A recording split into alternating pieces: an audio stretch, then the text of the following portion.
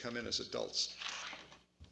So 3, those are pre-professional or broad degrees. The professional education is at the master's level in a 2-year program, and then if you want to go beyond that, you take another 2 years, write a dissertation, perform a project or something.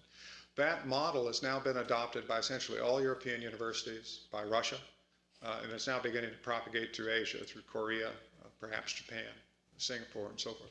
So that's becoming the model around the world, and how we come into sync with that, I don't know yet, but that's something to think about. You know, again, when you look at all of these paradigm shifts, you have to look at them on a global term. We're not an isolated nation anymore. And what we do has to fit with that global picture. But my own sense is we have to prepare people to learn for life. That means a much broader education early in college, the undergraduate level, allow them to adapt to change. And then a much more practice-oriented experience, similar to that we've had in other learned professions like medicine, law, even business administration to some degree at the graduate level. That will increase the prestige, increase the capacity for engineers to add value, and I believe increase very substantially their worth in our society and hence their compensation. But there will be a transition and there'll be a lot of resistance against it at the outset. Long answer to a short question. Other questions? I kind of have 2 questions. The first was, sorry, look at what I had. It was, if we're going to learn from practicing engineers, my question was, are you talking engineers who are currently working for companies that have interests and may not be willing to share some of their ideas? And secondly, if you are talking engineers who are working currently, that they'll have to work their jobs and teach classes, if that's even possible. And then the second question was, how can we achieve this postgraduate education, disciplined engineering education with the cost of education currently? Sure. The first, the faculty you have right now in universities like Iowa State, if you put them under truth serum and a lie detector, would probably tell you that they spend most of their time doing research anyway. So they have another job, and yet they're teaching, so it's not too much different. I think what you have to understand is that the substance of practice in engineering, just as it is in medicine and law, is not the stuff you're learning as undergraduates. It involves more complex issues like systems integration. How do you take very complex challenges apart, break them up into little pieces, scatter those pieces around the world, and then put them all back together again? How do you do systems integration? How do you manage global supply chains? What's the process of innovation? How's creativity simulated? How do you do design, but at a very high level? How do you manage technology? I mean, these kinds of things that you really need some experience to understand. And in fact, there needs to be a pedagogical knowledge base undergirding, which we don't have right now. And the same thing was true in medicine a century ago, and actually in law. And it's only been because they moved to graduate level programs that that is now developed and there's some understanding of it. I think what you will find is that some of the faculty will be, if you look at the experiences of Stanford and MIT, there are some that were highly distinguished engineers, members of the National Academy of Engineering, distinguished careers. They were leaders. I think someone like Norm Augustine, for example, who came back into the classroom and brought that with them. Actually, Augustine, when he stepped out as CEO of Lockheed Martin, went to Princeton, where he taught as a professor of practice. Some will be, Stanford and MIT are good examples because they're in very high-tech areas, and there are a lot of very distinguished engineers around that are willing to take the time off to come to campus, to teach a class, to interact with faculty, and so forth. So you have some people that are not doing it after their careers, but doing it during their career. This is not something new for higher education. If you think about it for a moment, most of the visual and performing arts are taught this way. If you have a professor of cello, that professor can't really be very good unless they also perform, and they may perform around the world. Same thing with artists.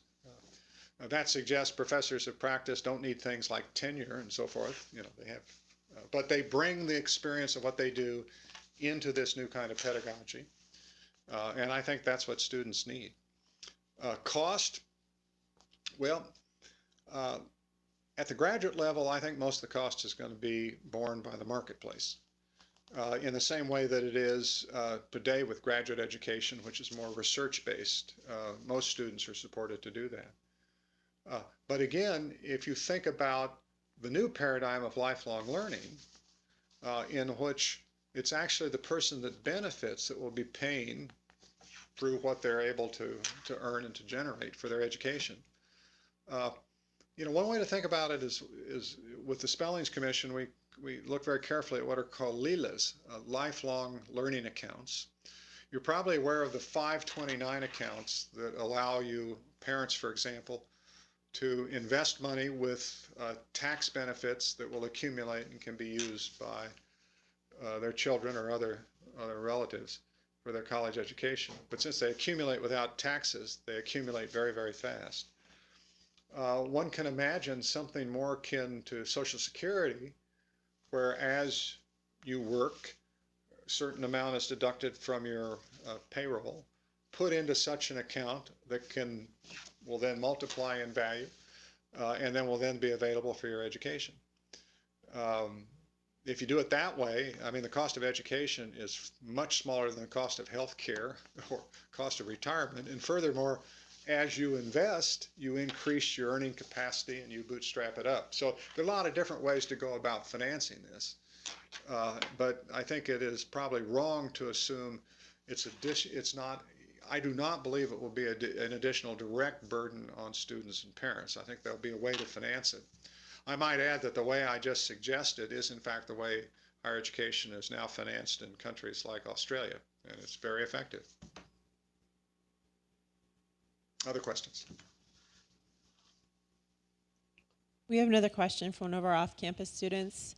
What do you think the future of distance education looks like? Well, I think distance education right now is a bit like the motion pictures were when the motion picture camera was first invented, and what they did is they put it in this one spot and focused it on a play. And so what you saw is essentially what you would see if you were sitting in a theater, but not what we regard today as movies. Very primitive, a lot of experiments, not very sophisticated.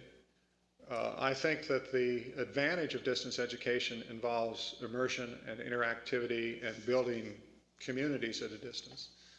There are some interesting experiences. I know that we run courses at Michigan, and I suspect you do at Iowa, where we use interactive classes that span several countries, actually several continents. We have courses, for example, on product development that have students from South Africa and the Netherlands and Germany and Japan all interacting together, see each other and share ideas and so forth. So that's kind of what one of my colleagues calls better than being there, because you have kind of global interaction.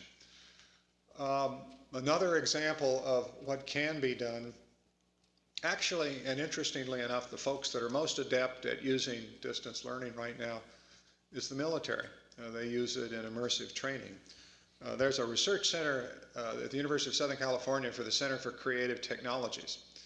And they are using very sophisticated virtual reality gaming technology, in part supported by the big players, Sony and so forth, to do a very high level of training, not of soldiers on how to load your gun or things like that, but perhaps of senior officers at the level of captain or colonel that may have 1,000 men under their command that are faced with very complex issues like rooting terrorists out of a village where they don't speak the language and so on. And they immerse them in these very complex multidimensional environments, three-dimensional environments, in which many of the actors they encounter are bots.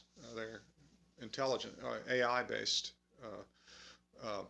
And they have found this to be a very, very effective form of learning, and it's moving up the value chain very fast.